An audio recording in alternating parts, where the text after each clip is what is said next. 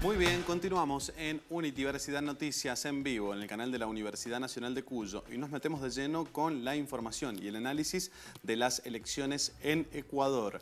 El Consejo Electoral de dicho país ya dio como ganador al oficialista Lenín Moreno, quien alcanzó el 51.07% de los votos, teniendo en cuenta el 94.43% del padrón electoral por sobre el candidato opositor Guillermo Lasso de Alianza Opositora Creo Suma. Ambos postulantes quedaron finalistas en la primera ronda electoral del 19 de febrero, cuando se presentaron junto a otros 6 candidatos. Tengo el gusto de saludar a Víctor Ibáñez, secretario de Relaciones Institucionales, Asuntos Legales y Administración de la Universidad Nacional de Cuyo, profesor de Derecho Constitucional y participó como observador de dichas elecciones en Ecuador.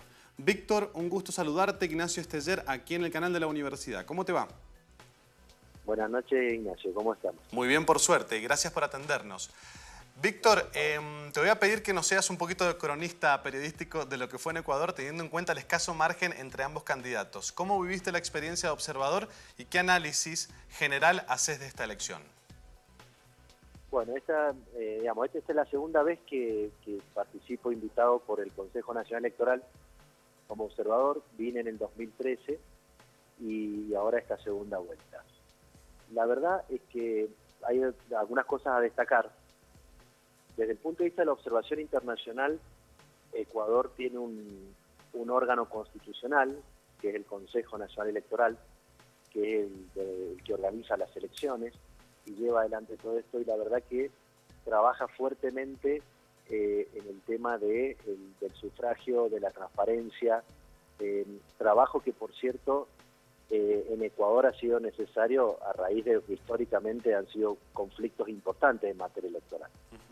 256 creo que son los observadores de todo el mundo, hay de todos los continentes, los que han sido enviados a las misiones electorales. Lo que he podido analizar o ver es el día de la elección, puntualmente desde las 6 de la mañana en adelante, estuvimos destinados, a mí me tocó incluso la ciudad de Quito, así que estuve en varios colegios de la ciudad de Quito, y luego en un escrutinio en uno de esos colegios, y luego pasamos a observar la parte de transmisión de datos, que se hace vía escáner de actas electorales, y finalmente lo que fue el escrutinio definitivo, que lo seguimos desde la ciudad de Quito. Me parece interesante tener en cuenta que Ecuador es una sociedad multicultural, digamos, que presenta algunas particularidades distintas a las nuestras. Están trabajando fuertemente en educación cívica en materia electoral. A nosotros quizás nos parecería raro, y ahí es donde un análisis interesante es que con todos los defectos institucionales que tenemos nosotros, con todas nuestras cosas a mejorar, lo cierto es que en materia electoral la Argentina tiene un trabajo bastante avanzado en este sentido. Acá están trabajando incluso en el voto a la gente que está privada de la libertad con procesamiento, la gente que no puede votar, lo que se llama el voto en casa, una educación permanente, digamos, a la ciudadanía para votar, ¿no? Para ello es muy importante.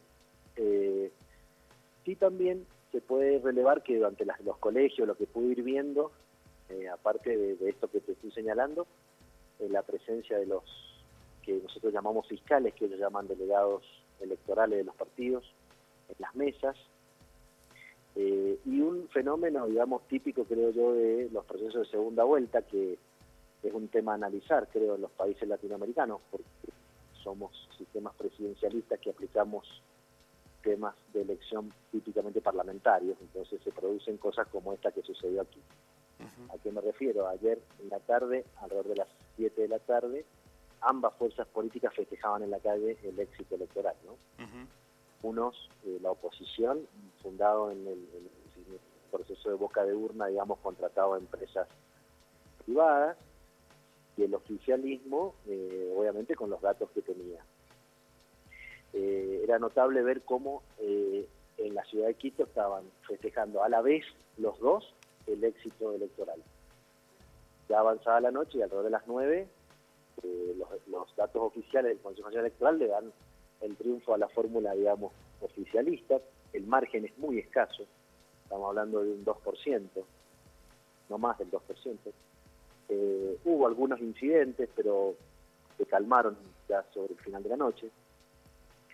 Y la verdad es que creo que más allá de las consideraciones políticas que se puedan hacer sobre el oficialismo, la oposición, los planteos de uno u otro, acá en Ecuador esta segunda vuelta estaba muy marcada por la idea de que podía haber una situación de fraude. De hecho, la oposición va a cuestionar algunas mesas, por lo que van a pedir un recuento de votos.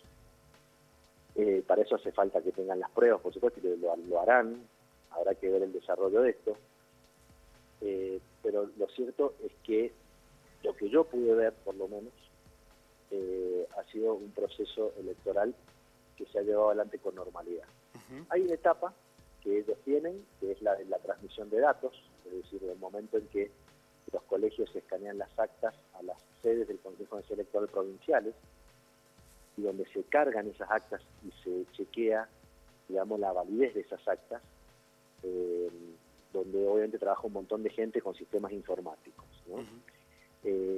Es una etapa, digamos, del proceso donde si uno no tiene conocimiento tecnológico como observador, no puede sostener si eso es de alguna manera manipulable o no. Estas son las discusiones que se generan con los sistemas de votos electrónicos. De hecho, aquí el voto electrónico se probó en el 2013 y funcionó bien. Sin embargo, para esta elección el Consejo Nacional Electoral decidió no aplicarlo, quizás por esto que estoy manifestando, ¿no? De evitar, digamos, cuestionamientos o dudas que puedan haber. Creo que ese es más o menos lo que se puede acá, por lo menos la ciudad de Quito está tranquila, no han habido manifestaciones. De hecho, la oposición ha dicho que va a cuestionar, pero lo ha hecho por una vía, digamos, tranquila, va a utilizar las vías judiciales o administrativas que tenga, ¿no? Así que más o menos eso es lo que en general podría contar. Absolutamente.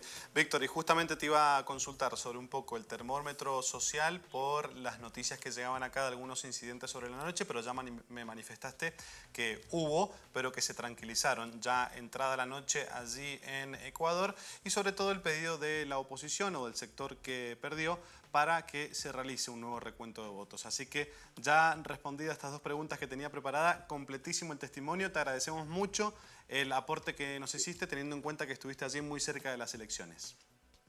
Bueno. Muchas gracias, Víctor. Buenas noches. A ustedes, un abrazo. Un abrazo. Allí pasaba la palabra de Víctor Ibáñez, el secretario de Asuntos Legales y Administración y Relaciones Institucionales de la Universidad Nacional de Cuyo, convocado por segunda vez para ser veedor y observador de las elecciones en Ecuador. A continuación, el informe de Telam tras la victoria del candidato oficialista. Saludar la presencia del compañero presidente Rafael Correa Leao. Vamos a seguir transformando el Ecuador que inició hace 10 años bajo el liderazgo de Rafael. Lo vamos a continuar. Va a haber cambios sin duda alguna, pero no los cambios de botar al tacho de basura, no los cambios de volver a un pasado inocuo, a un pasado de miseria, de opresión. No. Cambios para mejor.